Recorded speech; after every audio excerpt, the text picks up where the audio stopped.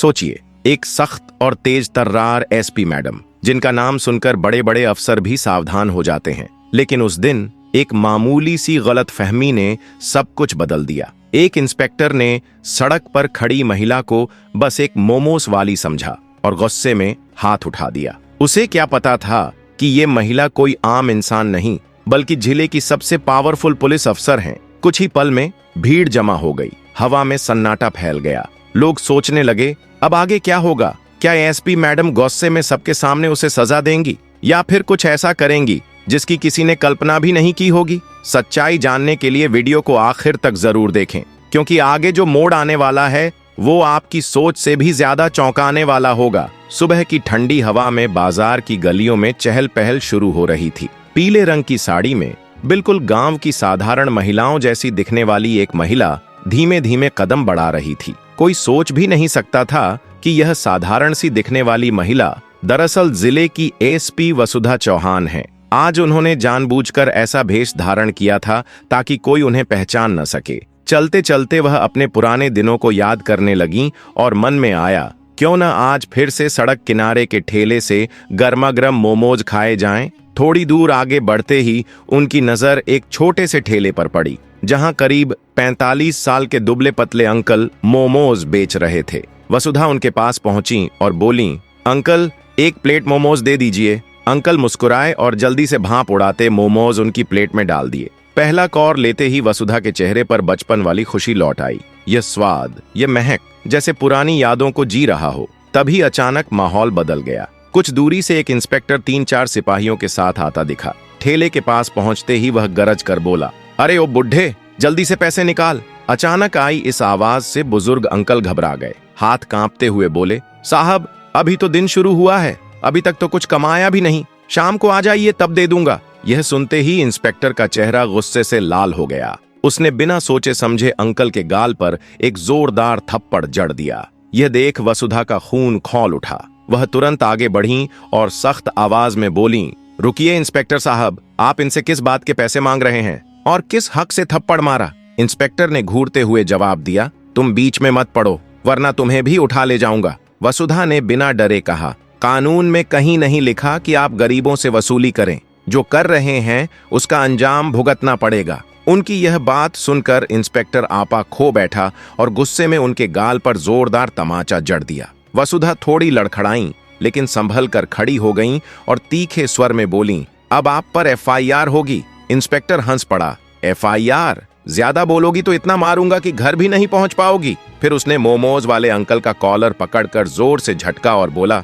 पैसे निकाल वरना ठेला उठवा दूंगा। इतना कहकर उसने ठेले पर जोरदार लात मारी। ठेला उलट गया, सारे मोमोज सड़क पर बिखर गए। बेचारे अंकल की आंखों में आंसू आ गए। वह घुटनों के बल बैठकर गिरे हुए मोमोज समेटने लगे। तभी इंस्पेक्टर ने अचानक डंडा उठाया और अंकल की पीठ पर जोरदार वार कर दिया। दर्द से कराहते हुए अंकल हाथ जोड़कर गिड़गिड़ाए, साहब मैं सच कह रहा हूँ, अभी तक कुछ भी नहीं कमाया, शाम तक जो भी कमाऊंगा आपको दे दूंगा, बस प्लीज मत मारिए, माफ कर दीजिए। यह दृश्य देखकर वसुधा चौहान का गुस्सा फट पड़ा। वह आगे बढ़ी और ठेले वाले का पक्ष लेते हुए बोली, अंकल आपको किसी से माफी मांगने की जरूरत नहीं। ये लोग गरीबों पर जुल्म कर रहे हैं और इन्हें शर्म तक नहीं आती। आप मेहनत से घर चलाते हैं और ये लोग आपकी कमाई लूटने में लगे हैं। इंस्पेक्टर साहब, अब मैं आपको आपकी असलियत दिखाकर रहूंगी। इंस्पेक्टर ताने मारते हुए हंसा, अरे तेरी इतनी हिम्मत, तू मुझे औकात दिखाएगी?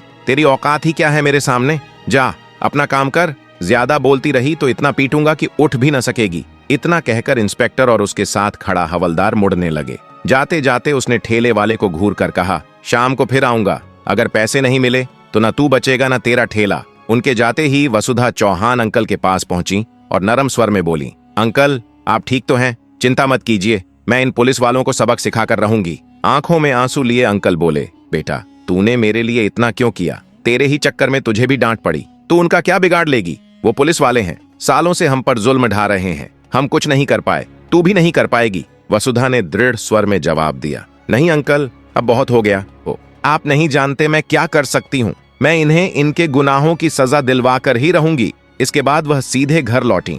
रात भर उन्हें वही घटना याद आती रही और उनका खून खौलता रहा। उन्होंने ठान लिया कि इस इंस्पेक्टर के खिलाफ रिपोर्ट दर्ज कराकर उसे सस्पेंड करवाकर ही दम लेंगी। अगली सुबह वसुधा चौहान ने खुद को एक साधारण महिला के रूप में तैयार किया। सफेद साड़ी पहनी, बिना कोई पहचान जाहिर किए सीधे थाने पहुंची।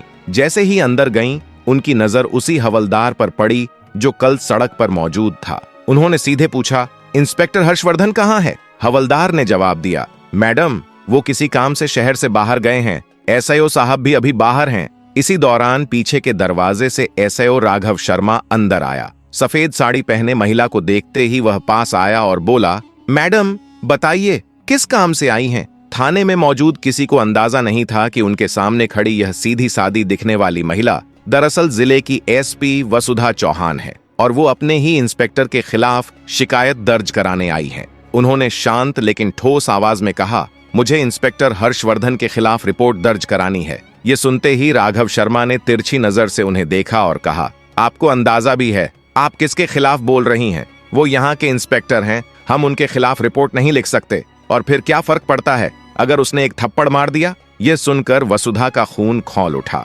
उन्होंने सख्त लहजे में जवाब दिया, कानून सभी के लिए बराबर है, गरीब हो या अमीर। अगर अपराध हुआ है तो कार्रवाई होगी। राघव शर्मा भड़क गया और ऊंची आवाज में बोला, तेरी इतनी औकात कि तू हम पर रिपोर्ट करेगी? चाहूं तो अभी तुझे अंदर कर दूं।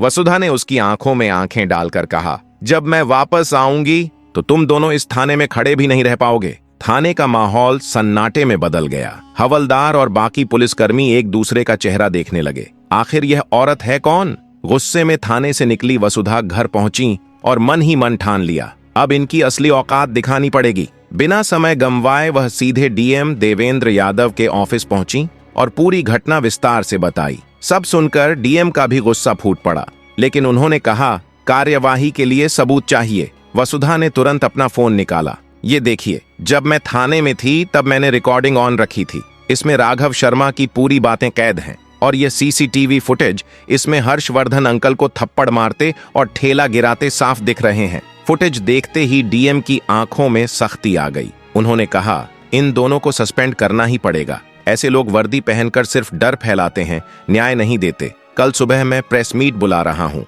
कल की मीटिंग में सभी बड़े अफसर, नेता और मीडिया मौजूद रहेंगे और उनके सामने मैं इन दोनों की करतूत को उजागर करके इन्हें सस्पेंड करूंगा। वसुधा चौहान को यह भरोसा दिलाते हुए कहा गया, मैडम आप चिंता मत कीजिए, बस कल का इंतजार कीजिए और मीटिंग में जरूर आइए। सिर हिलाकर वसुधा घर लौट गईं। अगली सुबह जिले के सबसे बड़े दफ्तर में प्रेस मीटिंग का माहौल बिल्कुल असाधारण था। हॉल लोगों से खचाखच भरा हुआ था। मीडिया के कैमरे लगातार फ्लैश कर रहे थे। सामने पंक्तियों में बड़े बड़े नेता, वरिष्ठ अफसर, एसपी, एसडीएम, कई इंस्पेक्टर और आईपीएस अधिकारी बैठे थे।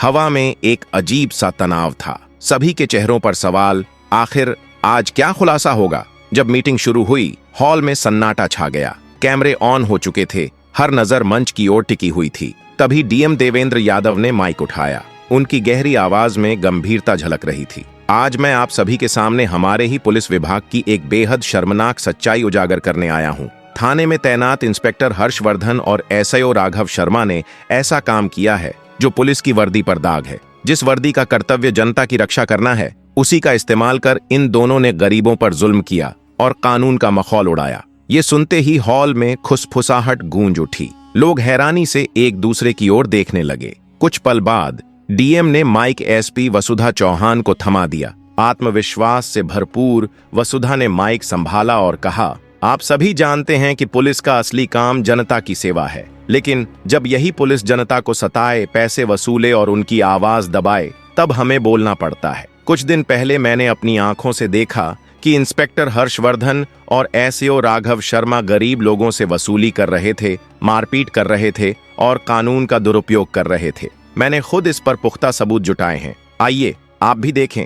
इतना कहते ही बड़ी स्क्रीन पर वीडियो चल पड़ा। साफ दिख रहा था, हर्षवर्धन सड़क किनारे एक बुजुर्ग मोमोज विक्रेता को थप्पड़ मार रहे हैं, उसका ठेला गिरा रहे हैं और उसे डरा कर भगा रहे हैं। अगले दृश्य में थाने के भीतर राघव शर्मा एक महिला के साथ बदतमीजी कर रहे हैं और उसकी रिपोर्ट दर्ज करने से मना कर रहे हैं।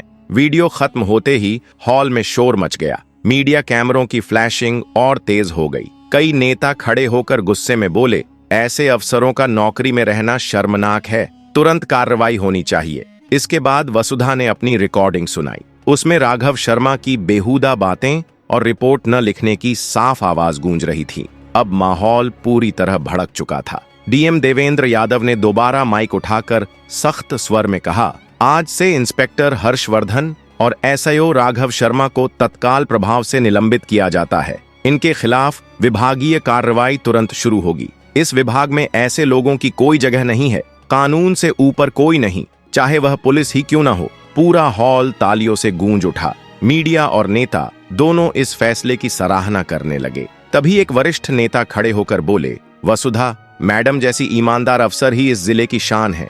आपने जो कदम उठाया है उससे जनता का विश्वास पुलिस पर कायम रहेगा। वसुधा चौहान ने माइक संभालते हुए दृढ़ स्वर में कहा, यह लड़ाई सिर्फ एक बुजुर्ग ठेले वाले के लिए नहीं थी, बल्कि हर उस गरीब के लिए थी जो सालों से चुपचाप अन्याय सह रहा है। अब किसी गरीब को डरने की जरूरत नहीं, कानून सबके लिए बराबर है। तालियों की गड़गड़ाहट गूंजने लगी। उसी समय हर्षवर्धन और राघव शर्मा को पुलिस सुरक्षा में थाने से बाहर ले जाया गया। उनके चेहरों पर शर्म और गुस्सा साफ झलक रहा था। बाहर निकलते हुए वसुधा ने मीडिया से कहा, आज एक मिसाल कायम हुई है। अब इस जिले में कोई गरीब इंसाफ के लिए दर दर नहीं भटकेगा। जो भी जनता पर जुल्म करेगा उसे यही अंजाम मिलेगा। एसएसपी मैडम के ये शब्द जिले के हर गली कूचे में गूंजने लगे। उस दिन से पूरे जिले में बस एक ही चर्चा थी, एसएसपी मैडम ने कर दिखाया, वो भी सबके सामने, बिना किसी डर के। मामला सिर्फ एक मोमोज वाले अंकल का नहीं था, बल्कि उस आम जनता की गरिमा का था जो अक्सर ताकत के सामने चुप हो जाती है। उस दिन मोमोज वाले अंकल की आंखों में आंसू थे, लेकिन इस बार वो आंसू दर्द के नहीं बल्कि राहत और गर्व के थे। लोगों ने पहली बार महसूस किया कि कानून वाकई सबके लिए बराबर है, चाहे वो एक बड़ा अधिकारी हो या फिर एक आम इंसान। इस साहसिक कदम ने न केवल आरोपी को सबक सिखाया, बल्कि बाकी अधिकारियों और कर्मचारियों को भी साफ चेतावनी दे दी कि सत्ता का इस्तेमाल अगर गलत तरीके से हुआ तो परिणाम सामने खड़ा होगा, बिल्कुल उसी तरह जैसे उस दिन खड़ा हुआ। उस पल से एसएसपी मैडम का नाम सिर्फ एक पद नहीं, बल्कि न्याय, साहस और ईमानदारी का प्रतीक बन गया। लोग अब उन्हें सिर्फ एक अफसर के रूप में नहीं, बल्कि जनता की ढाल के रूप में देखने लगे। अगर आपको ये कहानी उतनी ही रोमांचक लगी जितनी हमें इसे बताने में लगी, तो वीडियो को लाइक करना बिल्कुल न भूलें, क्योंकि आपका यह छोटा सा कदम हमें और भी सच्ची और प्रेरक कहानियां लाने के लिए प्रोत्साहित करता है। दोस्तों और परिवार के साथ इस वीडियो को शेयर जरूर कीजिए, ताकि और लोग भी जान सकें कि न्याय, साहस और ईमानदारी की ताकत क्या होती है। और अगर आप चाहते हैं कि आप सबसे पहले ऐसे ही चौंकाने वाले, रोमांचक और दिल को छू जाने वाले किस्से देखें, तो हमारे चैनल को सब्सक्राइब कीजिए। साथ ही बेल आइकन दबाना न भूलें, ताकि अगली कहानी जैसे ही अपलोड हो वह सीधे आपके फोन पर पहुंच जाए। याद रखिए, हर कहानी में छुपा संदेश आपकी सोच बदल सकता है और आपको प्रेरणा दे सकता है। तो जुड़े रहिए हमारे साथ और हर बार सच, साहस और न्याय की कहानियों का हिस्सा बनिए।